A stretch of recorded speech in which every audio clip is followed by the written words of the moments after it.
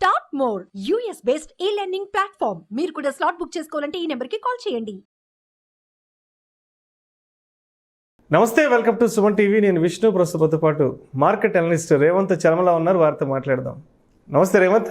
నమస్తే అండి రేవంత్, ముందుగా హోలీ పర్వదిన శుభాకాంక్షలు. థ్యాంక్ యూ అండి, same to you. So Holi పండగ అంటేనే it's a celebration of colours and festival of colours అంటాం కాబట్టి, సో అంటే ఇంకా రాబోయే రోజులంతా కూడా మన లైఫ్ ఎంతో కలర్ఫుల్గా ఉండాలి అంటూ చాలా సంతోషంగా జరుపుకుంటాం హోలీ పండుగని.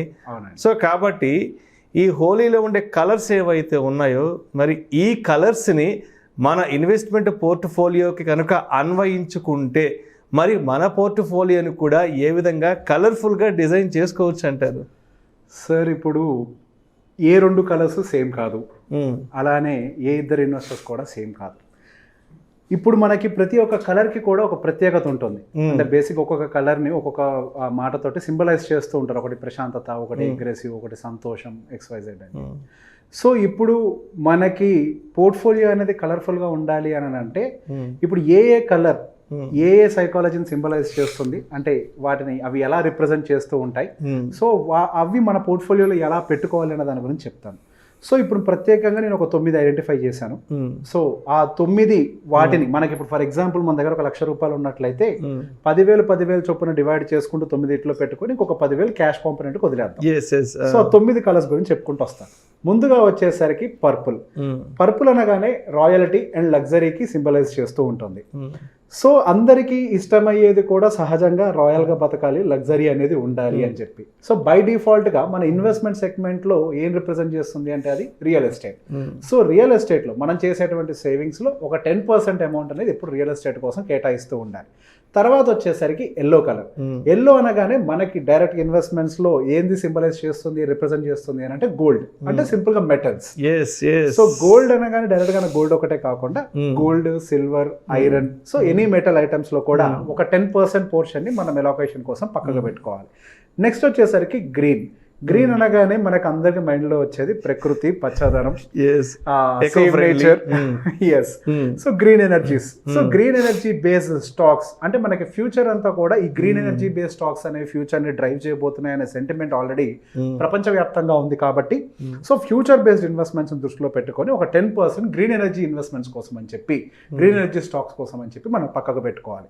అండ్ తర్వాత వచ్చేసరికి బ్లూ అనేది పర్టికులర్గా మనకి స్టెబిలిటీ అనే దాన్ని రిప్రజెంట్ చేస్తూ ఉంటాం. అంటే కామ్ మైండ్నెస్, పీస్, అంటే కొంచెం సైలెంట్ మైండెడ్గా ఉండడానికి, ప్రశాంతంగా ఉండడానికి, స్టేబుల్గా ఉండడానికి రిప్రజెంట్ చేస్తూ ఉంటుంది బ్లూ. సో బ్లూ అనగానే బై డిఫాల్ట్గా బ్లూ చిప్ స్టాక్స్. సో వాటిలో మనకి మేజర్గా స్టెబిలిటీ ఉంటుంది. సో ఒడిదుడుకులు కానీ, హెచ్చుదగ్గులు ఎక్కువగా ఉండడం కానీ లాంటివి లేకుండా ఒక పీస్ఫుల్ ఎన్విరాన్మెంట్, స్టాండర్డ్ మెయింటెనెన్స్ లో ఉంటాయి. సో బ్లూ చిప్ స్టాక్స్ కోసం ఒక 10% ని కేటాయించి పక్కకు పెట్టుకోవాలి. అండ్ తర్వాత వచ్చేసరికి రెడ్ అనగానే అందరి మైండ్లోకి వచ్చేది అగ్రెసివ్, కొంచెం fear, aggressive nature. So aggressive nature అనగానే మనకి ఇన్వెస్ట్మెంట్స్ ఏం గుర్తొస్తాయండి? కొద్దిగా risky investments like small cap and mid cap. And వాటిల్లో వచ్చేసరికి సహజంగానే అంటే రెడ్ అనే దాన్ని ఎవరైతే ఎక్కువ ఫాలో అవుతుంటారో వాళ్ళు ఎక్కువ రిస్క్ తీసుకుంటూ ఉంటారు, ఎక్కువ రివార్డ్ని కూడా తీసుకుంటూ ఉంటారు. సో ఆ నేచర్కి మనకు మ్యాచ్ చేసేదే small and mid cap. And మనకి మంచి రిటర్న్స్ కూడా, అంటే ఇప్పుడు ఉన్నటువంటి ఇప్పుడు దాకా చెప్పినవన్నీ కూడా కొద్దిగా స్టేబుల్ ఇన్వెస్ట్మెంట్స్ అయినట్లయితే ఇది one of the most aggressive investment, మన పోర్ట్ఫోలియో కొద్దిగా బూస్ట్ చేయడానికి ఉపయోగపడుతుంది. So small and mid cap కోసం ఒక 10% మాత్రం మనం కేటాయించుకోవాలి. అండ్ తర్వాత వచ్చేసరికి బ్లాక్ అనగానే ఒక మిస్టరీ ఇన్వెస్ట్మెంట్స్ లాగా, అంటే ఆల్టర్నేటివ్ ఇన్వెస్ట్మెంట్స్. ఈ regular traditional investments like real estate, stocks, bonds, FDs అనేవి కాకుండా మనకి క్రిప్టోస్ ఇప్పుడు మార్కెట్లో మనకి కొత్తగా అంటే గత 10 సంవత్సరాల నుంచి మనకి బాగా వెలుగులోకి వచ్చింది క్రిప్టోస్. అండ్ రీసెంట్ గా మనకి US లో కూడా క్రిప్టోస్ బేస్డ్ మీద మనకి ETFs లాంచ్ అవుతున్నాయి. సో బేసిక్ గా క్రిప్టోస్ అంటే ఆల్టర్నేటివ్ ఇన్వెస్ట్మెంట్ మెథడ్ కింద అప్కమింగ్ ఫ్యూచర్ లో మనకి నెక్స్ట్ లెవెల్ ఆఫ్ ఇన్వెస్ట్మెంట్ ఏదైనా వస్తుంది అంటే అది క్రిప్టో బేస్డ్ కాబట్టి వాటిల్లో కూడా కొంత పోర్షన్ ఎలోకేషన్ అనేది పెట్టుకోవడం మంచిది, అంటే కొత్త తరం ఇన్వెస్ట్మెంట్స్ కోసం. అండ్ నెక్స్ట్ వచ్చేసరికి beach colour. So beach colour అనగానే అది పర్టికులర్గా రిలయబిలిటీని ఇండికేట్ చేస్తూ ఉంటుంది. అంటే మనం ఒక చోట ఏదైనా పెట్టాము అని అంటే నమ్మకంగా ఉంటుంది, దానికి ఏమీ జరగదు, సో సేఫ్టీగా ఉంటుంది అనే దాన్ని ఇండికేట్ చేసేదే పర్టికులర్గా బీచ్ కలర్. సో మనకి దాన్ని డైరెక్ట్గా ఇండికేట్ చేసేది అంత నమ్మకంగా ఏంటి అని అంటే ఫిక్స్డ్ డిపాజిట్స్ కానీ, బాండ్స్ కానీ. సో వాటిల్లో కూడా ఎప్పుడు ఒక 10% అలోకేషన్ అనేది మనం కేటాయిస్తూ ఉండాలి. అండ్ తర్వాత వచ్చేసరికి సఫైర్ కలర్. అండ్ పర్టికులర్గా ఇది డెప్త్ అండ్ డైవర్సిటీని మనకి ఇండికేట్ అంటే డైవర్సిఫికేషన్ ఎక్కువ ఇండికేట్ చేస్తూ ఉంటుంది. సో బేసిక్గా మనం ఇప్పటి వరకు మాట్లాడుకున్నవన్నీ కూడా మన భారతదేశాన్ని బేస్ చేసుకొని, అఫ్ కోర్స్ మన ఇందులో కూడా డైవర్సిఫికేషన్ ఉంది, బట్ అంతా కూడా ఒక ఎకానమీ బేస్డ్ మీద మాత్రమే డైవర్సిఫై చేసాం.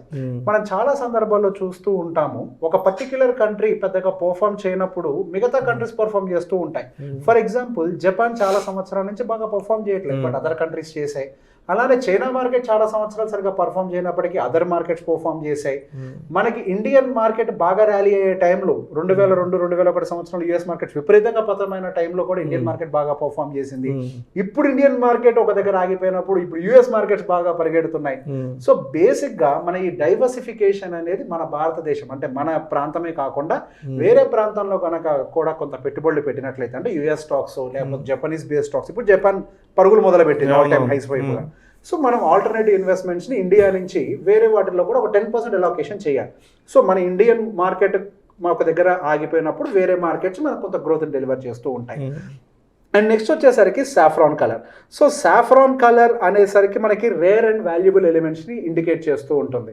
ఇప్పుడు బేసిక్గా మనకి వేర్ అండ్ వాల్యుబుల్ ఇన్వెస్ట్మెంట్స్ అనగానే ఇప్పుడు చాలా మంచి మంచి స్టాక్స్ కానీ, ఫర్ ఎగ్జాంపుల్ భూములే ఉన్నాయి అనుకోండి, మనం చాలాసార్లు వినే ఉంటాం, అది చాలా మంచి ఏరియా, కానీ అక్కడ ఉన్నటువంటి ఆ కస్టమర్ ఇమీడియట్గా ఎక్కడికో వెళ్ళిపోవాలి అన్న తొందరలో ఉన్నాడు వేరే కంట్రీకి, సో చాలా తక్కువ రేటుకి ఇచ్చేసి వెళ్ళిపోయారు. So it is called value investment. అంటే ఒక మంచి డిమాండ్, ఒక మంచి నిజమైన వాల్యుయేషన్ ఉన్నటువంటి ఒక భూమి అయి ఉండొచ్చు, లేదా ఒక ప్రోడక్ట్ అయి ఉండొచ్చు, లేదా ఒక షేర్ అయి ఉండొచ్చు, ఒక కంపెనీకి సంబంధించిన షేర్ అయి ఉండొచ్చు, అది ఏదైనా అయి ఉండొచ్చు. సో బేసిక్గా అవి ఎప్పుడైతే తక్కువ వాల్యూకి దొరుకుతాయో వాటిని పిక్ చేయటమే పర్టికులర్గా వాల్యూ ఇన్వెస్ట్మెంట్లోకి వస్తాయి. సో మనకి అసలు పర్టికులర్గా వాల్యూ ఇన్వెస్ట్మెంట్ కోసం అని చెప్పి మనకి మ్యూచువల్ ఫండ్స్ కూడా సపరేట్గా ఉంటూ వస్తున్నాయి. సో ఏవైతే మనకి అంటే ఒక మంచి రిటర్న్ ఎప్పుడైనా మనం చూడాలి అని అంటే ఎక్కువ రేట్లో కొంటే రిటర్న్స్ రావు, తక్కువ రేట్లో కొనుక్కున్న వాటిని పెరిగితే అంటే మంచి ఫండమెంటల్లీ స్ట్రాంగ్ ఉన్నటువంటి ఒక ఎలిమెంట్ని తక్కువ రేట్లో కొనుక్కుంటే అది లాంగ్ టర్మ్లో స్టేబుల్గా మంచి రిటర్న్స్ ఇవ్వడానికి అవకాశం ఉంటూ ఉంటుంది. సో బేసిక్గా ఇట్లా ఈ 9 కూడా మనం 10% చొప్పున అలొకేషన్ చేసుకుంటూ వస్తే మన పోర్ట్ఫోలియో అనేది డైవర్సిఫైడ్గా ఉంటుంది. అండ్ ఇంకొకటి ఉంటుంది, దట్ ఈస్ క్యాష్ కాంపోనెంట్. ఎప్పుడు నేను చెప్తాను, క్యాష్ కాంపోనెంట్ అనేది రెడీగా మెయింటైన్ చేస్తూనే ఉండాలి. ఎప్పుడు ఎటువంటి ఎమర్జెన్సీ వస్తుందో తెలియదు. ఒకవేళ మనకి ఏదైనా ఎమర్జెన్సీ వచ్చి కనుక ఆ డబ్బులు లేకపోతే మీరు ఈ 9 ఏదో ఒక కలర్ని తీసేయాల్సి వస్తుంది. సో మీకు మీ పోర్ట్ఫోలియో నుంచి ఒక కలర్ మిస్ అయింది అని అంటే అప్పుడు ఒకవేళ అది హైలో ఉందనుకోండి ప్రాఫిట్ బుక్ చేస్తారు, కానీ అది లోలో ఉన్నట్లయితే లాస్ బుక్ చేసిన వాళ్ళు అవుతారు. ఆ కంగారులో తెలియని మిస్టేక్స్ చేస్తూ ఉంటాం. సో దానికోసం ఫస్ట్ లెవెల్ ఆఫ్ సపోర్ట్ కింద మనకి క్యాష్ కాంపోనెంట్ ఒక 10% ఉంటుంది. సెకండ్ లెవెల్ ఆఫ్ సపోర్ట్ కింద ఇంకొక 10% హవెవర్ మన ఎఫ్డి అండ్ బాండ్స్ కూడా పెట్టుకున్నాం. సో ఇవన్నీ ఆల్ టుగెదర్ మన ఇన్వెస్ట్మెంట్ లైఫ్ని బ్యాలెన్స్డ్గా తీసుకొని వెళ్తూ ఉంటాయి ఒక డైవర్సిఫైడ్ పోర్ట్ఫోలియో తోటి. So this is how people can design their investment portfolios together. Right. Yes.